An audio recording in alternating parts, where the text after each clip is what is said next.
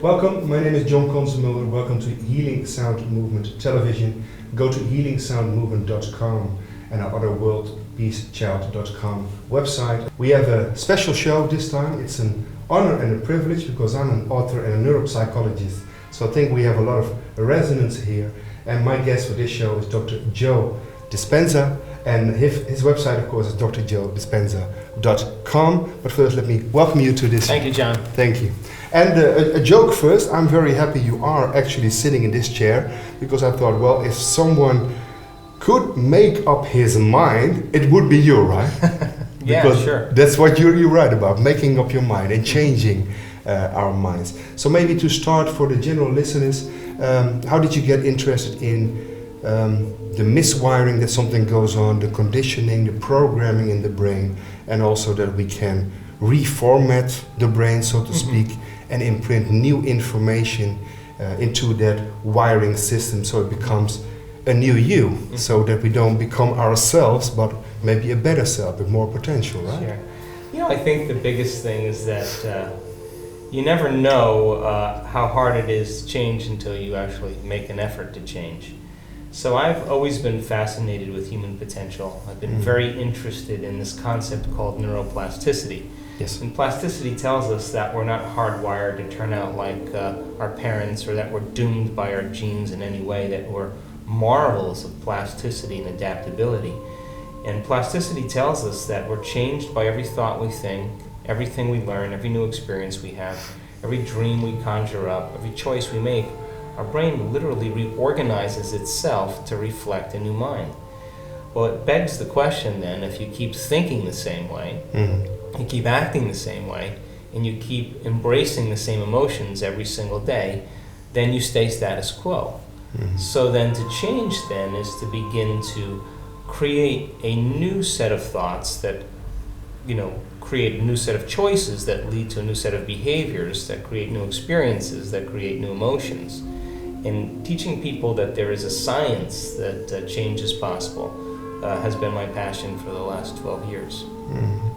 Next question that automatically pops up, so I was right, I don't need this paper anymore, is change, well, not inevitable, but does change influence reality? Or can we say, well, change of behavior and our emotional patterning changes perception, and perception changes our view of reality? Great question. So your personality creates your personal reality. Yes. And your personality is made up of how you think, how you act, and how you feel. So the present personality sitting here with me today, John, has created the present personal reality called your life. Yes. Which means then, if you wanted to create a new personal reality, you'd have to examine the thoughts that you currently think and the beliefs that you have, and decide what thoughts you want to put your energy behind or your attention behind, what new behaviors you may want to demonstrate to make new choices that lead to new experiences that create new emotions. Now you can look at that from a quantum level, from a biological level, from a neuroscientific level, from even a psychological level. It all works across the board the same, which means then, if people have the same thing going on in their life every single day, then it's the external environment, the outer world, that's causing the brain to react to stimuli in their world. They see the same people, they go to the same places, they do the same things, they re-experience the same events that create the same emotions, and it's the external environment that's turning on different circuits in their brain. It's causing them to think equal to everything that they know. Like a reinforcing resonance effect. Exactly. It reaffirms the present identity, and so then the environment is controlling how we think and feel. And as long as the environment is staying the same, it's hardwiring our brain into patterns of firing and wiring that becomes part of what we call our identity. Yes. So then to make the brain fire in new sequences and new patterns and new combinations is what changing your mind is all about, because mind is the brain in action, or the mind is the brain at work. So most people perceive their life through the filter of their past. The actor of their own movie. they're the actor of their own movie equal to their experiences of their past. Why do we know this? Because you have an experience in your life. That experience produces an emotion. If you don't know how to control your emotional reaction, and you allow that emotion to run for hours or days, that one long emotional reaction is called a mood. So you say to someone, why are you in a mood? And they say, well, I'm in this mood because I'm moody. Right, because something happened to me 5 days ago. Yeah. Now, if you keep that same refractory period of emotions going, say for weeks or months, that's called a temperament. Well, why is he so angry? Well, why are you so angry? Well, this thing happened to me 11 months ago, and now I'm memorizing my emotional reaction. Now, if we keep that same emotional reaction chemically, this is biology now, this refractory period going on for years on end, that's called a personality trait. So then that personality, that person who's emotionally living by that flavor is connected to some past experience, and that emotion is filtering their perception of reality. We know this to be the truth because if you take a group of people and you divide them into two categories and they're clinically depressed and you show those people equal scenes of a wedding scene and a funeral scene, the people who are clinically depressed will always remember more funeral scenes because we perceive reality through our emotional state. We also know that how your brain is wired neurologically, you perceive reality in the same. So then we begin to look that our perception is equal to our past. So then how do we create a new future if we're anchored to the past? And that's what my work is really about. Talking about creating a new future, do we need to reformat the conditioning and the programming and the imprinting that become personalities from an experience to a mood to a personality, and as above so below, so to speak?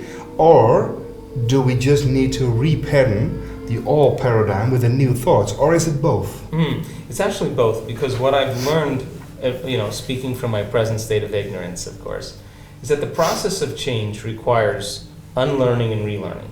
It requires breaking the habit of your old self and reinventing a new self. It requires what we call in neuroscience pruning synaptic connections and sprouting new connections. Pruning is the selection, right? The filtering. The pruning is breaking apart the old synaptic connections and sprouting new connections. It requires unmemorizing emotions that we've stored in our body and then reconditioning the body to a new mind or to a new emotion. It requires moving from the past to the future. So 95% of who we are by the time we're 35 years old is a set of memorized behaviors and emotional reactions. Programs that run like a computer program that are happening behind the scenes of our awareness. 95% are subconscious programs. So when a person wants to change, right, they think, I'm going to use 5% of my conscious mind to work against 95% of what I've hardwired and memorized to be part of my behavior. So they start out with really good intentions, They're going to get in shape and they're going to lose weight and do all this stuff, and then 2 hours later they're on the couch with remote control eating potato chips, and they have no idea how they got there. Well, because... There goes your new you. There goes your new you, because when we create a habit is when the body is the mind, that we condition the body to be the mind. So people think certain thoughts throughout their life. Those thoughts produce certain chemicals. Those chemicals make them feel certain ways. The moment they feel certain ways, those feelings drive certain thoughts. The molecules of emotion, like Candace Pert says? Exactly. So the cycle of thinking and feeling and feeling and thinking over time conditions the body to memorize that state of being better than the conscious mind. Is this addiction? This is a form of addiction because the emotions that people primarily hold on to are the emotions of stress, the anger and the aggression and the fear and the anxiety and the pain and suffering, the hopelessness, the powerlessness. Those are all driven by the hormones of stress. And what most people don't know is that when we have the stress response and we're reacting to something, there's a rush of energy, because from a adaptive standpoint, that's how we survive. We would see a threat in our environment, we get a burst of energy, and then we would mobilize all this energy to protect ourselves. The HPA reaction system. Exactly. So then what was once highly adaptive has now become very maladaptive. Get rid of the program. Because the maladaptive program means that if you're sitting on the porch of your house and you're fretting over which employee to fire, and one really deserves the job but the boss likes the other one, and you have to go deliver the bad news, and that person has 2 kids and his wife has cancer, and you have to make that choice. Now you're turning on the stress response just by thought alone. There's no longer a lion chasing you. Yes. You're thinking about some worst case scenario, and you're making thought more real than anything else. And when that happens, the body does not know the difference between the experience of being chased by a lion that produces the emotions of stress and the emotions you're fabricating by thought alone. To the body, it's being knocked out of balance just by thought alone. Now, here's the kicker.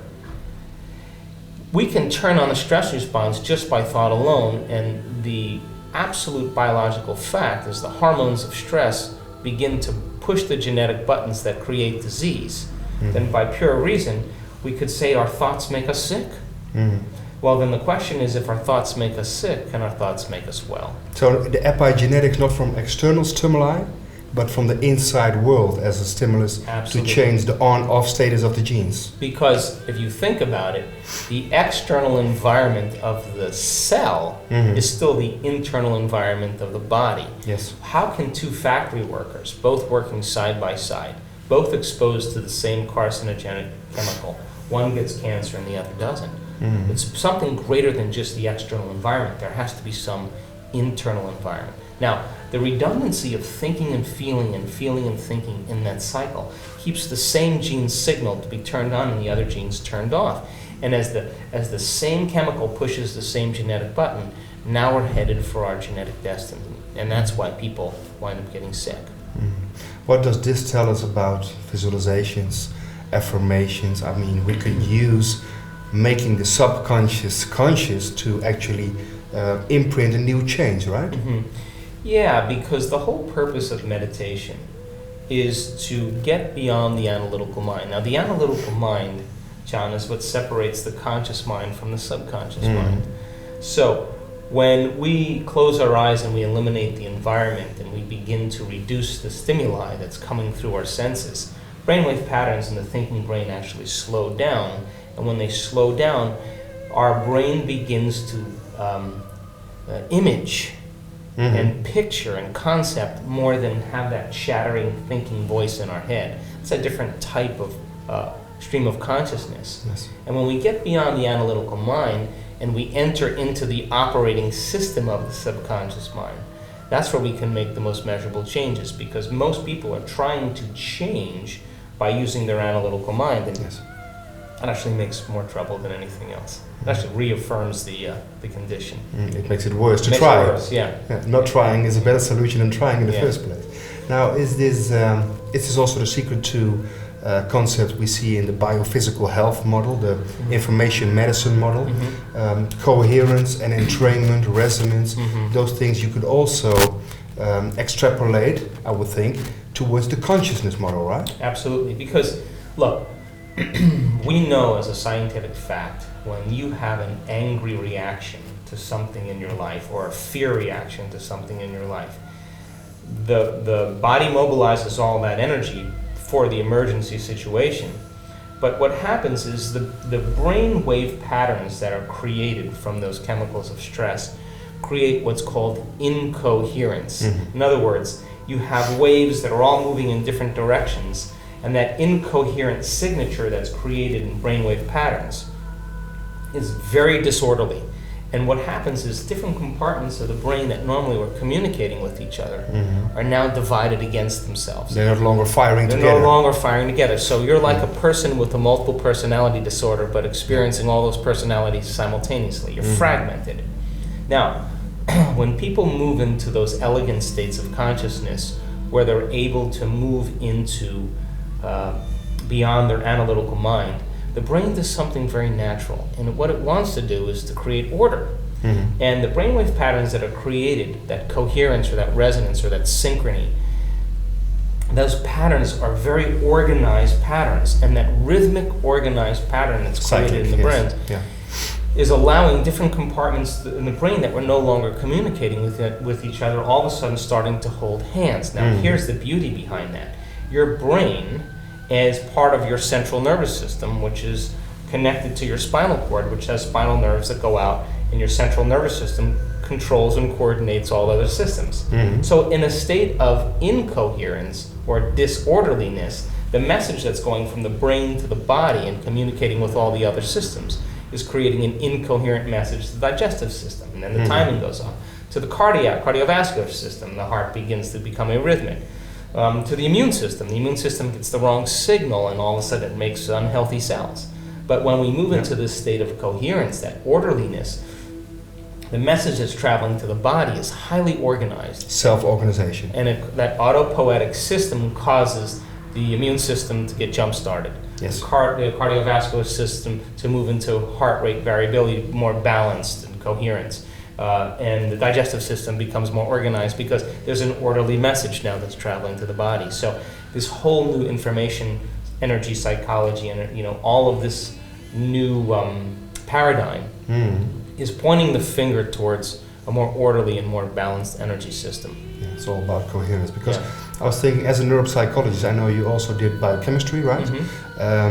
I've also seen Candace Pert making the change from molecules of emotion as a biochemical way of looking at things to a more electromagnetically and bioacoustic, bioholographically view of looking at things.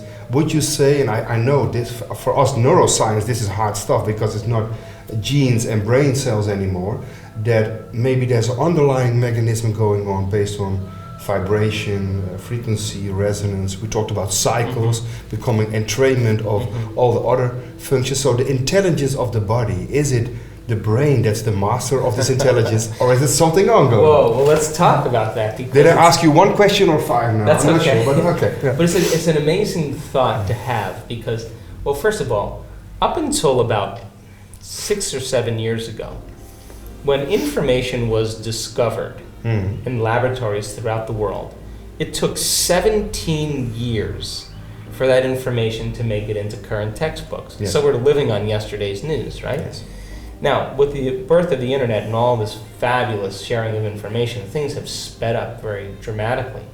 But receptor sites on the outside of the cells, we're finding out, are 100 to 200 times more sensitive to frequency than they are to chemistry. As a matter of fact, the cell actually senses the vibration of the chemical before the chemical arrives. Now, this whole idea that molecules look like, styrofoam balls, it's not how it is at all. As a matter of fact, the lock and key model. Yeah, that doesn't exist any longer. It's not that. It's not like that at all. It's the cell reading information and it's reading energy.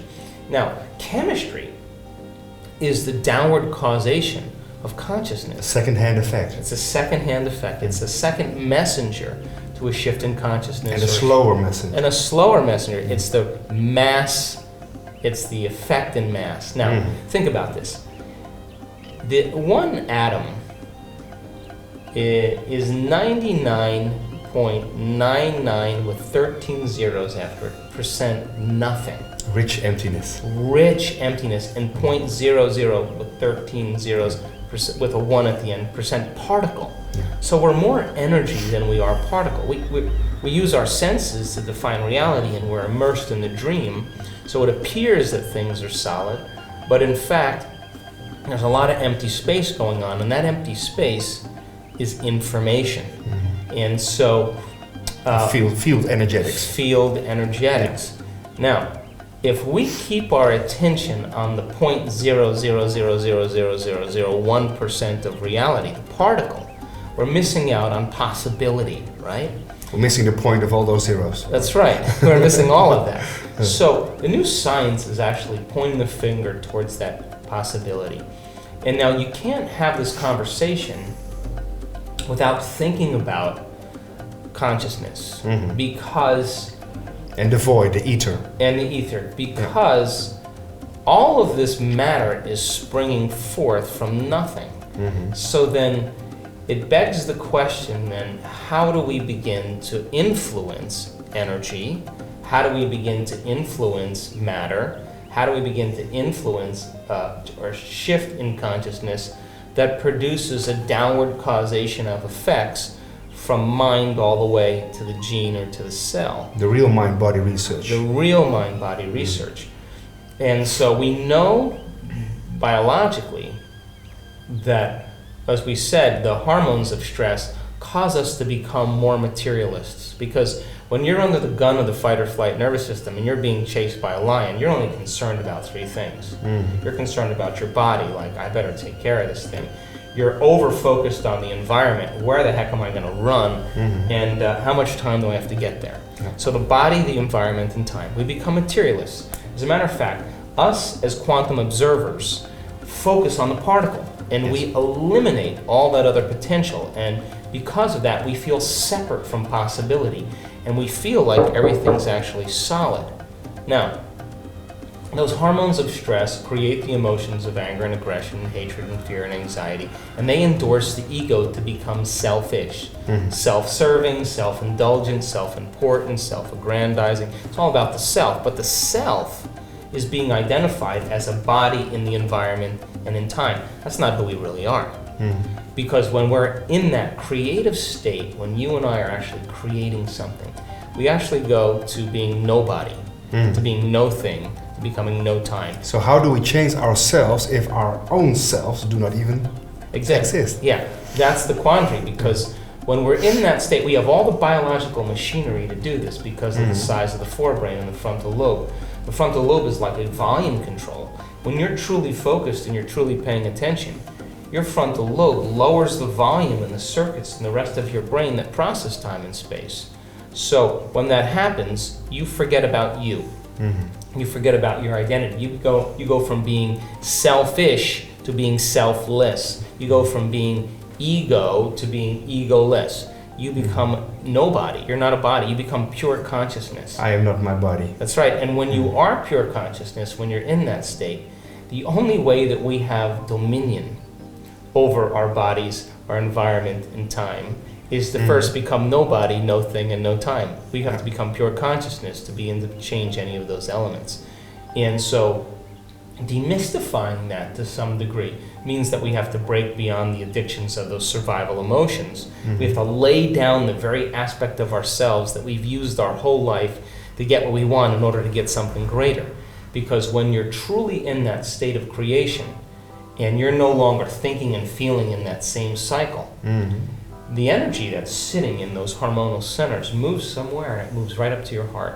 And you begin to fall in love with what you're creating. You begin to... A Kundalini kind of energy? Kind of a Kundalini type of energy. You begin to get a little leak, and your heart begins to open up. You start to feel joyful, and you begin to feel connected to something greater. You begin to feel connected to possibility, and you begin to focus on those 99.9999% of reality that you couldn't see because you were filtering it through the emotions of the past. And when you do that, you see a whole new landscape. You see a whole new set of possibilities. And you begin to trust in the outcome. You can't see it. You're no longer defining reality with your senses. You can't calculate it. You can't calculate. You can't even predict how it's going to happen or when it's going to happen. You just feel, sense. You just know that it's going to happen. Now, I call that the natural state of being, because instead of feeling separate from the field, you feel connected to the field. And you would never try to figure out how it was going to happen or when it was going to happen, because you're too busy experiencing the joy of what it would be like when it does happen.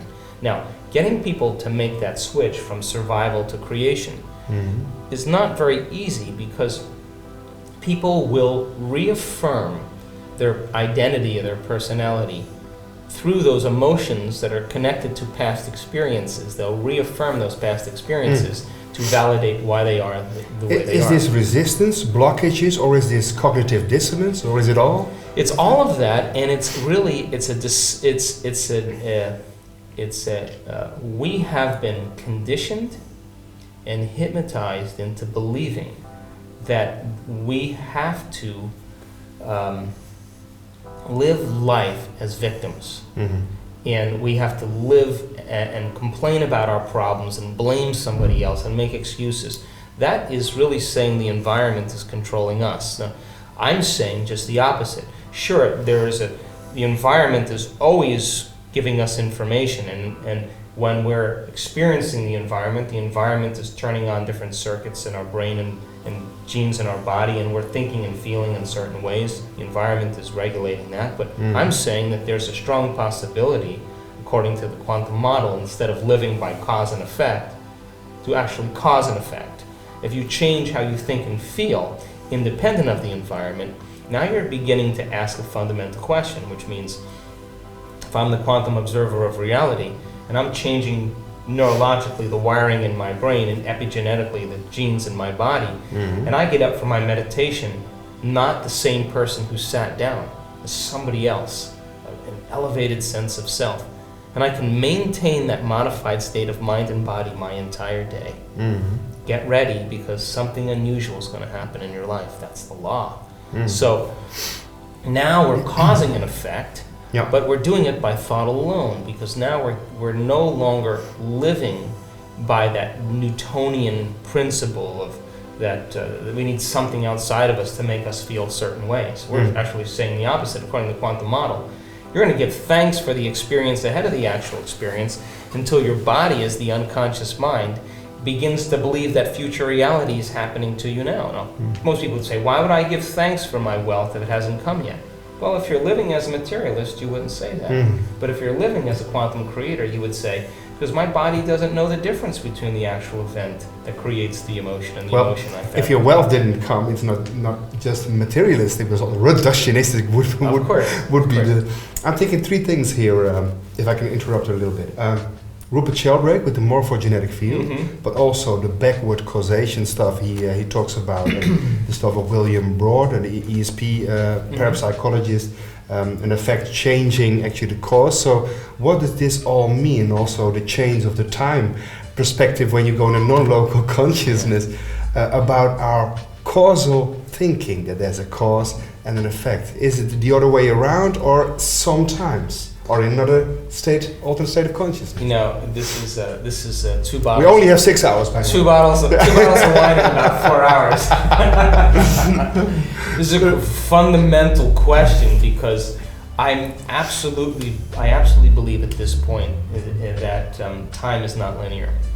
It absolutely is not linear, and that there's been experiments. They did an experiment ways back where they took a group of people that had sepsis, which was a blood infection. And they were infected in the 90s, and they divided the people that were infected into 2 different categories. They took the files and they stacked them up arbitrarily into 2 piles. And then they had a group of people pray for the one stack of files. And the result was that they got better faster, they had less blood infections, they had a lower mortality rate, they had all these wonderful things happen. Like the work of Larry Dossey shows. The power of prayer. But now here's the thing. The people that were sick in 1996 were prayed for in the year 2004. Which means then that the people in the future that were praying were affecting the past. Wow. So causation becomes no longer a linear cause and effect in linear time, but almost like consciousness is outside of time, and here's the line, and you're affecting past, present, and future all the time, which then, you may think, wow, if that's possible, then is there a future you and I that's already enlightened? Already programming us while we are here. Yeah, and why don't I make contact with that guy? And our higher self? Yeah, well, actually, it isn't even a higher self, it's just us back at source that already exists as a potential. And so if you can connect with that and with that person and say, throw me a rope. But now here's the thing. Non-local consciousness, the holographic reality, all this stuff, the multidimensional universe. But then again, if we say to a quantum physicist, you know what? This quantum world of non-locality, past time and space, all dimensions, all this emptiness, which is a richness, which is a void, it's a plenum, right? So how does that work for the physical body? Then they say, no, that's just Newtonian physics. But I'm thinking, I'm rethinking, and feeling, sensing, if my body is this persistent illusion, how can you tell me that those cells are matter now when we look at the macro level? So how come this, and also consensus reality kicks in, because you and I create our everyday reality, our personal reality. There's a mass consensus. But still we feel that this is a chair and we're sitting here, in a way. Well, gosh, this is another 6 bottles of wine here. This is an interesting idealism, because I think about this quite a bit. I have drank martinis with many quantum physicists till sunrise many, many times and talked about everything from quantum superimposition to non-locality. And, they always say the same thing to me. They always say, Joe, the observer effect, subjective mind having an effect on the objective world, that mind and matter are somehow correlated. That's really great, but, that only works for the really tiny, that only works for photons and electrons and atoms, small things, the observer effect, only works for the very tiny, not for the very large. And I always say the same thing to them. Maybe we're just poor observers. Maybe we can develop the skill of the mind and sharpen the mind to produce or exert an effect. And it may take actually concentrating, and it may take a little bit of time, just like learning how to hit a golf ball. You gotta practice. And if you're defining reality, this is solid, and I feel, and I'm defining reality with my senses, then we're immersed in the illusion.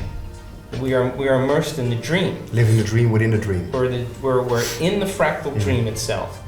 But when we have those moments where we're no longer that, and we have those mystical moments, which mystics call altered states of consciousness, which I call normal states of consciousness. Altered states of consciousness is fear and anxiety and stress and anger. That's the altered state of human consciousness.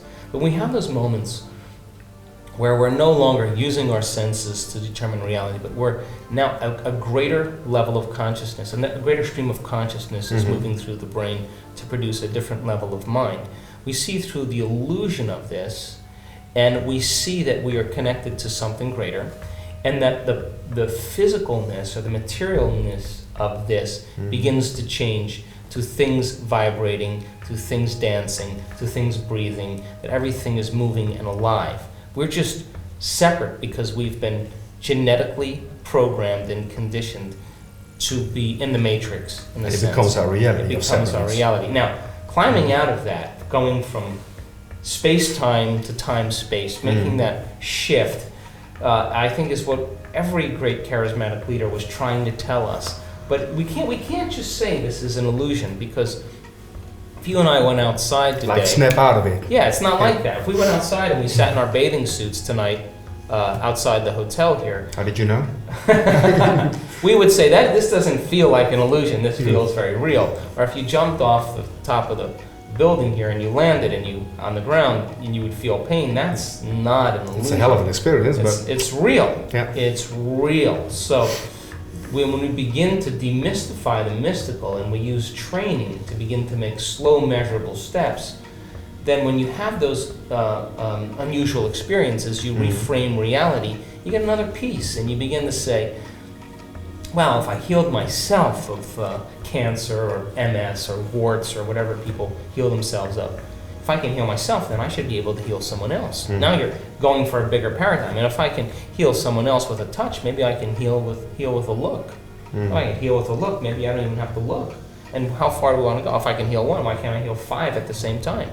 So it's bigger models of understanding, but we have to have the initial few experiences to overcome the inertia of this density of belief. The gravity of the situation. Oh, the gravity, because it takes the most amount of energy for a rocket to come off the ground. Once it's up, then there's momentum. So for us to overcome our own inertia about our beliefs, about the constructs of reality, maybe we have it all backwards. Maybe we're not even linear beings living in linear time, but we're just so asleep, so unconscious because of that 95%. And so the word meditation means to become familiar with or become conscious of. You're beginning to become conscious of your unconscious self. As you begin to become conscious of your unconscious thoughts, your unconscious habits, and your unconscious emotional addictions, and now you can look at them. This is an interesting idea, because if you're looking at the program, it means you're no longer the program. It means you're the consciousness observing the program. You're no longer looking in the mirror, but you're the iron. That's right. That's sending out the now reflection. You're beginning to separate from the illusion. Yeah. Now you're beginning to separate from the very dream. Yeah. What is the limits of our influence? And maybe this is the wrong question to ask in the new paradigm stream of thoughts, but is asking the question, is there an influence to the influence of my thoughts, or a limit to the influence of my thoughts and emotions? Is that a limiting factor in itself, or are there any borders between infinite possibility realms? Are there different dimensions, different phases we have to go through step by step, like you explained? Or can we just tap into that mystical reality of oneness and our essence, so to speak?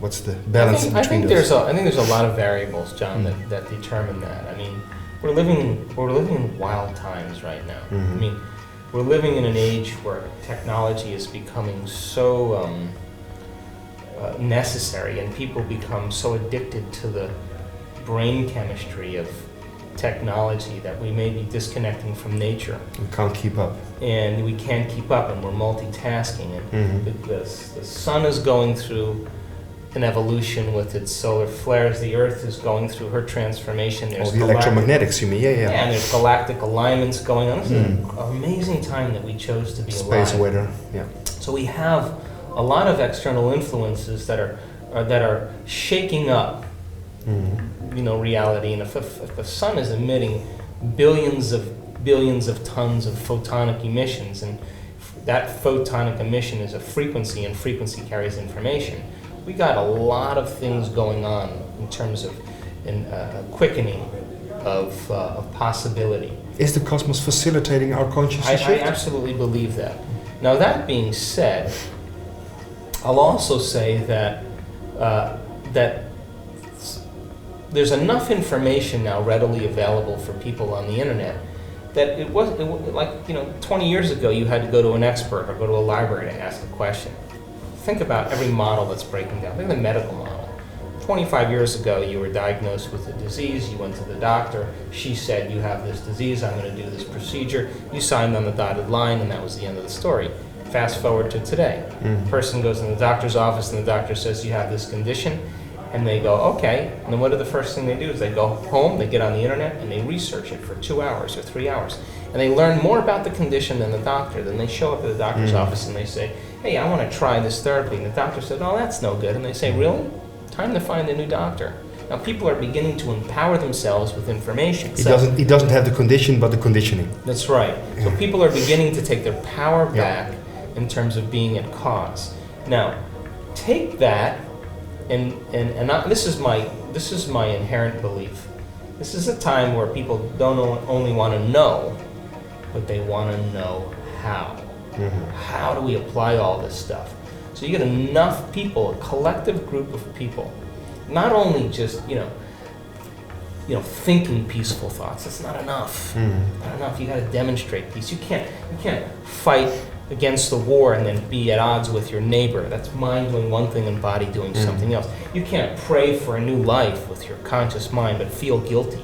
It's mind and body in opposition. You can't stand up and go against Wall Street and politicians and deception and then lie to your family. That's mind and body in opposition. We have to be the living example of all of this. And when we move out of those limited states, fear, that's a real strong controlling factor. People begin to wake up and they realize that nobody's going to take care of us but us. Be the change. We are the people that we're waiting for. I mean, we are. Like the Hopi says. Yeah, I mean, we are the people we are waiting for. So here we go. Now people begin to demonstrate peace. They demonstrate greatness. They demonstrate compassion. They demonstrate love. They demonstrate charity. They're demonstrating it, and the old model begins to crumble. This new model has to take place, and it has to be based on those elevated states: compassion, gratitude, wonder, inspiration. Those are the natural states of being. Our essence. Our essence. And so when that begins to become the commonality, then the doors are going to begin to open. It's happening for people right now. The mystical experiences that people are having are showing them that there's way more to reality than we thought. And that this is one specific expression of infinite possibilities. Now, making our way out of that we're not going to make our way out with our conscious mind. We're going to make our way out with the marrying of the conscious and the subconscious mind. And we have to lay down the conditioning. We have to lay down the emotional addictions. We have to lay down the habits. And when we begin to remove those masks those layers that block the flow of our divinity. Layer by layer, as we overcome that, and that intelligence begins to leak out of us, we become more like it. We become more loving because that's its mind. We become more giving because that's its mind. We become more conscious, that's its mind. We become more willful, that's its mind. And so, our purpose in life is not to be good or to be beautiful or popular or rich or to even please God. That's not our purpose. Our purpose is really to express our divinity through us. And when we do that and we make room every day to overcome or conquer some aspect of ourselves, now we get to be the living example, and we begin to give people permission in their lives to do the same. We don't have to please God, like you just said, but I'm going to say amen nonetheless to this, because if there ever were to be a hint that this is your time to make a closing, I think this was it. So I want to thank you for your time. Thank you very much. I want to thank Lisbeth Bakker of Bliss Events. Go to blissevents.nl or .com, where I believe it's .nl because we have Dutch guys here trying to talk in English. You're going to do a lecture, right, tonight even, I guess? Yeah, tonight. I hope we check time. Oh, we still have some time, so we can even fill in some questions, but I think your ending was a great one, so let's leave it here. Your new book, the website, of course, joedispenza.com. Can you mention the new book, which is out by now?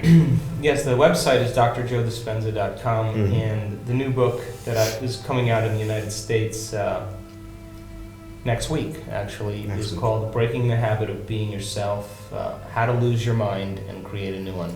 Yeah. And I wrote it because when I wrote Evolve Your Brain, I wrote that book to show people that the science of change is absolutely possible, and that we can really change from a biological standpoint. And then this new book was, people said, well, so now we got it, so how do we do it? So implementing those. The second book is really about the how-to, to bridge the gap and get people to understand that really true happiness and true an enriched life comes from within, and making that journey inward, and to demystify meditation, and to use brain waves as a format for people to understand when they're actually there in a meditative state and when they're not, and show them how they can signal new genes ahead of an experience and get up differently when they sat down. The just do it phase. The just do it phase, so that they have some of the tools to begin to experiment in their own life.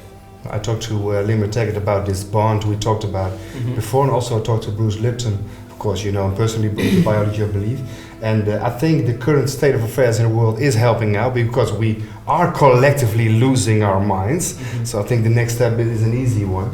So the key, though, is not to recreate the same mind again. The repatterning. Yeah, you can't go back you can't face this with resentment and anger. I mean, this is all a projection of our own consciousness, and if the outer environment, if the environment is an extension of our mind, this is the extension of our mind. This is our product. The real message is, wow, I better get about the business of changing. What have I been doing meantime? Because I'm gonna have to really be the example of everything I want, and I think people are finally uncomfortable enough to no longer take the face value of what is called truth. I mean, it's unfortunate, John, because this is a funny time. I mean, most people learn, they wait for crisis or trauma or loss, disease, diagnosis to really begin to examine their own thoughts, examine their own behaviors, to pay attention to their own emotions. When they finally reach the lowest denominator and they say, I can't do this any longer. We can learn and change in a state of pain and suffering, or we can learn and change in a state of joy or inspiration, right? And most of us choose the former, but my message is, why wait? Let's do it while we're healthy and while we have our wits about us and our willingness, and it's not even that we have to die for the truth, it's that we have to live for the truth. This is a time to live for the truth. And to choose an orgasm as a new learning experience instead of a trauma, for instance. There you go. An orgasm in your brain. Well, if it's a holographic reality, I always wonder, is it an orgasm in my brain or how? Because it's the same with explosion. Did I just blow up my mind, or is it the other one? Well, thank you again for this great inspiration in the talk. drjoedispenza.com. I'm John Consemulder for Healing Sound Movement Television. Go to HealingSoundMovement.com. our other Coherence to Global Consciousness initiative with children, worldpeacechild.com, and go to blissevents.nl for the event, the lecture tonight, actually in February in the Netherlands, and the workshop that is following after this. Thank you. Thank you. And I can say, it's a wrap!